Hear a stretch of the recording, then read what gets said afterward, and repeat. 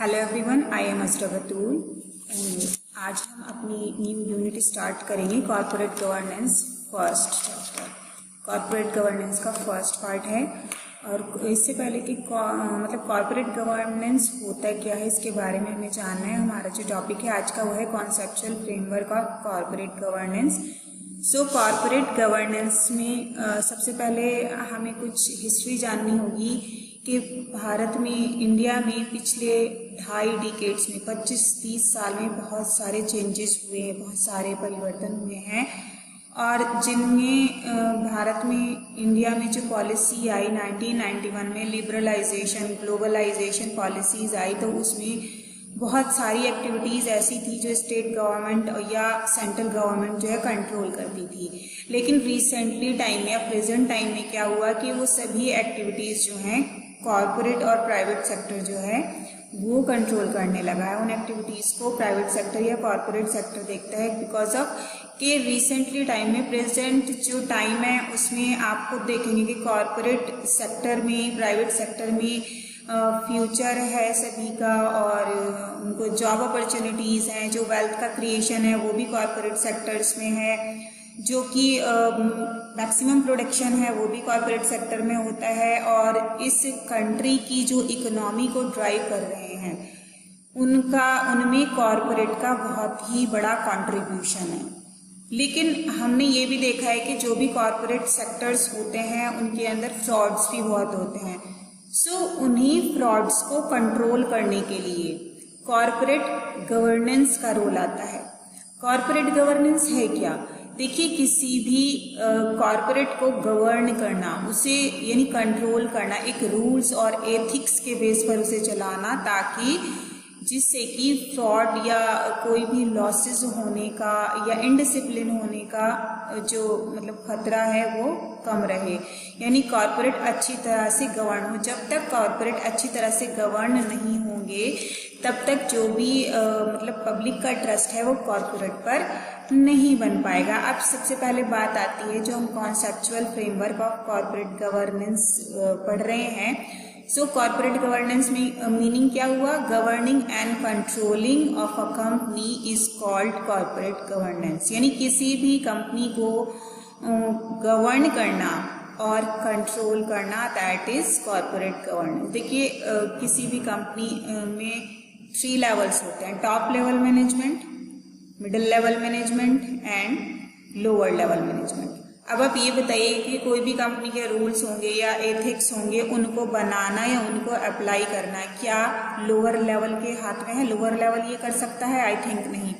अगर आप किसी कंपनी में किसी सिक्योरिटी गार्ड या किसी पियोन से कोई रूल्स एंड रेगुलेशन अप्लाई करने के लिए कहेंगे कंपनी में, या कोई एथिक्स बनाने के लिए कहेंगे कंपनी में, तो क्या वो बना पाएगा? आई होप कि वो नहीं बना पाएगा, क्योंकि उसके पास उतना एक्सपीरियंस नहीं है, उतनी एजुकेशन नहीं है, उतनी क्वालिफिकेशन नहीं है। सो उसके लिए टॉप लेवल मैनेजमेंट चाहिए होता है। मिडिल लेवल मैनेजमेंट भी एक हद तक उन रूल्स को समझ सकता है, उनको फॉलो कर सकता है, बट जो रूल्स बनाए जाते हैं किसी भी कॉर्पोरेट सेक्टर को गवर्न करने के लिए, जो भी रूल्स और एथिक्स बनाए जाते हैं वो टॉप लेवल मैनेजमेंट बनाता है। टॉप लेवल मैनेजमेंट में governing body of a company कौन कौन आते हैं? हमारे CEO आते हैं, चीफ एग्जीक्यूटिव ऑफिसर्स आते हैं, CFO आते हैं, चीफ फाइनेंशियल ऑफिसर्स आते हैं, बोर्ड ऑफ डायरेक्टर्स आते हैं जो रूल्स एंड एथिक्स बनाते हैं कंपनी के, जो लॉ के अकॉर्डिंग किसी भी कॉर्पोरेट को रन करते हैं और कुछ अपने रूल्स भी वो वहाँ पर बनाते हैं जिससे कि कंपनी लॉसेस से बची रहे, उसमें एक डिसिप्लिन मेंटेन हो, फ्रॉड ना हो, एथिक्स के बेस पर कंपनी चले, और चेयरमैन्स भी होते हैं। तो these are the governing officer of a corporate sector. तो टॉप मैनेजमेंट जो ऑफिशियल होते हैं, these are the governing part of the corporate sector. So ये हमें समझ में आ गया कि कॉर्पोरेट में कॉर्पोरेट गवर्निंग होती क्या है। नेक्स्ट इसका एक बार मीनिंग भी देख लेते हैं कि meaning of a corporate governance. Corporate governance is the application of the best management practices, compliances of law in true letter and spirit, and adherence to ethic standard for effective management and distribution of wealth and discharge of social responsibility for sustainable development of all stakeholders. So corporate governance का meaning क्या है कि application of best management practice, जो भी best management practices हैं उनको apply करना, जिससे कि कंपनी में रूल्स एंड रेगुलेशन, एथिक्स मतलब सभी अच्छे से बनाए जा सकें और इनडिसिप्लिन का, फ्रॉड का जो भी खतरा है वो कम रहे और उसमें मतलब एक ट्रू लेवल पर उस एथिक्स, स्टैंडर्ड एथिक्स बनाए जाए, इफेक्टिव मैनेजमेंट हो।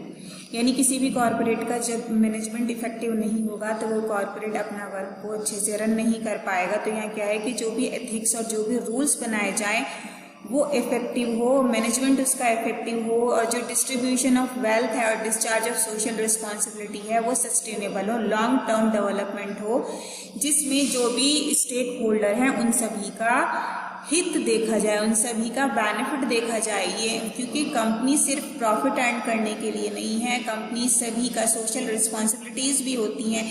जैसे कि एक सोसाइटी में किसी भी फैमिली के जो हेड होते हैं उनकी अपनी सोशल रिस्पॉन्सिबिलिटीज होती हैं, उसी तरह से कंपनीज में जो गवर्निंग बॉडीज होती हैं उनकी भी अपनी एक सोशल रिस्पॉन्सिबिलिटी होती है कि जो भी उनसे स्टेक होल्डर जुड़े हुए हैं, जो भी कंपनी से अटैच है, स्टेक होल्डर्स में कौन कौन आते हैं इसके बारे में मैं डिटेल्स में बताऊंगी, तो उनका भी बेनिफिट देखा जाए, उनका हित देखा जाए कि इनको भी लॉसेस ना हो और इनका भी ट्रस्ट कंपनी पर बना रहे। तो that is the meaning of corporate governance.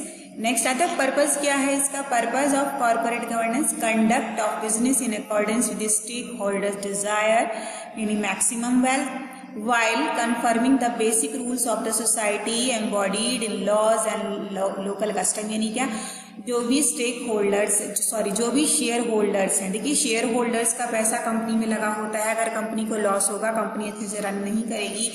Company में अगर फ्रॉड होते हैं तो जो भी लॉसेस होंगे वो शेयर होल्डर्स को बियर करने पड़ेंगे, शेयर होल्डर्स का पैसा डूब जाएगा, अगर कंपनी में लॉसेस होंगे कंपनी डूबेगी। तो सो क्या है कि कंडक्ट ऑफ द बिजनेस मतलब शेयर होल्डर्स की डिजायर्स, उनकी डिजायर्स के अकॉर्डिंग कंपनी को रन किया जाए, कॉर्पोरेट में लॉ अप्लाई किए जाए जिससे कि मैक्सिमम वेल्थ का क्रिएशन हो, वेल्थ मैक्सिमम क्रिएट हो और जो भी, और ये ना हो कि रूल से बाहर जाकर कंपनी को रन किया जाए। यानी जो भी रूल बनाए गए, जो भी एथिक्स हैं, जो भी कस्टम्स, लोकल कस्टम्स हैं, जो भी रूल्स हैं उसके अकॉर्डिंग ही कंपनी को रन किया जाए, इसके अकॉर्डिंग ही वर्क किया जाए। नेक्स्ट आता है building relationship among various stake holder and in determining the direction and performance of a corporation. किसी भी कॉर्पोरेशन में एक मतलब बड़े लेवल पर स्टेक होल्डर से अपना रिलेशन बनाना, उनके अंदर ये ट्रस्ट पैदा करना कि अगर वो हमारी इस कॉर्पोरेट से जुड़े हैं तो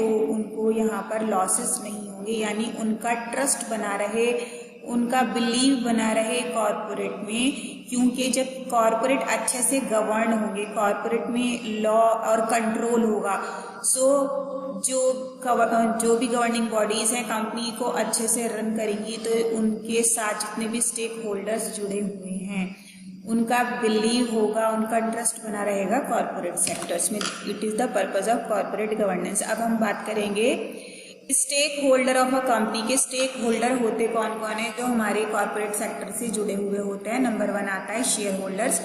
शेयर होल्डर्स का सबसे पहले सेक्रीफाइस, योगदान, कंट्रीब्यूशन होता है कि वो किसी भी कंपनी को रन करने के लिए अपना पैसा लगाते हैं, आगे बेनिफिट हो, यही उम्मीद करके कि सभी का बेनिफिट हो, उसके साथ साथ हमारा भी बेनिफिट हो, ना कि सिर्फ प्रॉफिट अर्न करने के लिए। उनकी कुछ सोशल रिस्पॉन्सिबिलिटीज भी होती हैं उनको डिस्चार्ज करने के लिए भी। तो यहाँ पर स्टेक होल्डर्स में जो भी आते हैं उनके बेनिफिट्स को, उनके जो हित है उनको ध्यान में रखा जाता है। तो शेयर होल्डर्स का जो भी इसमें बेनिफिट है उसको ध्यान में रखेंगे। नेक्स्ट आता है मैनेजर्स कंपनी के मैनेजमेंट को संभालते हैं। सो मैनेजर्स के भी जो हित हैं उनके लिए जो भी बेहतर है, जो अच्छा है, उसको भी ध्यान में रखा जाए। Next board of directors obviously company को रन करते हैं, सो उनका भी बिलीव रहे, उनके बेनिफिट को भी ध्यान में रखा जा सके। नेक्स्ट बात आती है एम्प्लॉयज हमारी कंपनी से जुड़े होते हैं, उनका जो वर्क होता है उन एम्प्लॉयज़ का, जो भी मतलब रोजगार होता है एक तरह से, वो उस कॉरपोरेट से जुड़ा होता है। अगर कॉरपोरेट अच्छे से गवर्न होंगे तो एथिक्स एंड रूल्स के अकॉर्डिंग एम्प्लॉयज़ काम करेंगे तो एम्प्लॉयज़ में भी ट्रस्ट बनेगा और उनमें काम करने के लिए एक तरह से एम्पावरमेंट होगा, एंथुजियाज्म होगा कि हाँ हमें इस कंपनी में अच्छे से वर्क करना है, रूल्स के बेस पे वर्क करना है। क्योंकि कंपनी से ही एम्प्लॉयज़ को सैलरी मिलती है, उनकी फैमिलीज़ को की रिस्पॉन्सिबिलिटी वो संभालते हैं, जो भी खर्चा होता है अपनी सैलरी से उठाते हैं। सो एम्प्लॉयज़ के हित का भी ध्यान रखा जाए। नेक्स्ट बात आती है कस्टमर। देखिए कस्टमर हमारे हर तरह से कंपनी से जुड़े हुए होते हैं। जो भी प्रोडक्शन होता है, अगर प्रोडक्शन की क्वालिटी अच्छी होगी तो कस्टमर सेटिस्फाई होगा, उसकी प्राइसिंग वैल्यू सही होगी, रीजनेबल प्राइस होंगे, क्वालिटी अच्छी होगी, जिसमें कि कंपनी को भी सही मार्जिन मिल जाए। सो कस्टमर्स के भी हित का यहाँ पे ध्यान रखा जाता है। नेक्स्ट बात आती है क्रेडिटर्स। क्रेडिटर्स का पैसा कंपनी में लगा होता है तो क्रेडिटर्स के भी बेनिफिट्स को ध्यान में रखा जाता है कि क्रेडिटर्स को भी लॉस ना हो। अगर कंपनी को लॉसेस होते हैं तो क्रेडिटर्स को भी लॉस हो सकता है क्योंकि उनका पैसा लगा हुआ है। सो क्रेडिटर्स जो है हमारे स्टेक होल्डर होते हैं, उनको भी ध्यान में, उनके हित को ध्यान में रखा जाए। नेक्स्ट आता है सप्लायर। सप्लायर जो भी हमें मटेरियल सप्लाई करते हैं, कंपनी को मटेरियल सप्लाई करते हैं तो उन सप्लायर्स का भी को ध्यान में रखा जाता है कि कंपनी अगर ठीक से रन कर रही है, अच्छी तरह से गवर्न है, उसमें अच्छी तरह से कंट्रोल है, तो जो सप्लायर्स हैं उनसे भी हमारे कंपनी के रिलेशनशिप अच्छे बने रहेंगे। सो सप्लायर का भी बहुत बड़ा कंट्रीब्यूशन होता है एक कंपनी को रन करने में, कॉर्पोरेट सेक्टर को रन करने में। नेक्स्ट बात आती है कम्युनिटी की। कम्युनिटी में सोशल रिस्पॉन्सिबिलिटीज़ होती हैं कॉर्पोरेट की, तो कम्युनिटी को भी जोड़े रखना ये सबसे बड़ी जिम्मेदारी होती है किसी भी कॉर्पोरेट सेक्टर की, कि जो भी वो प्रोडक्शन कर रहे हैं उसमें कम्युनिटी का भी हित हो, कम्युनिटी का भी बेनिफिट हो, कम्युनिटी को भी ध्यान में रखकर उनको भी साथ जोड़कर चलना यहाँ पर कॉर्पोरेट सेक्टर की जिम्मेदारी होती है। सो आई होप आपको ये इजीली क्लियर हो गया होगा कि कॉर्पोरेट गवर्नेंस का मीनिंग क्या होता है, कॉर्पोरेट गवर्नेंस में क्या रूल्स, क्या एथिक्स होते हैं और उसमें जो स्टेक होल्डर्स होते हैं उनका क्या रोल होता है, क्या रिस्पॉन्सिबिलिटीज होती हैं। अब तक के लिए इतना ही टॉपिक काफ़ी है। नेक्स्ट स्लाइड में हम अपने नेक्स्ट टॉपिक पे बात करेंगे कॉर्पोरेट गवर्नेंस के प्रिंसिपल्स की। Till then stay safe, stay healthy and bye bye.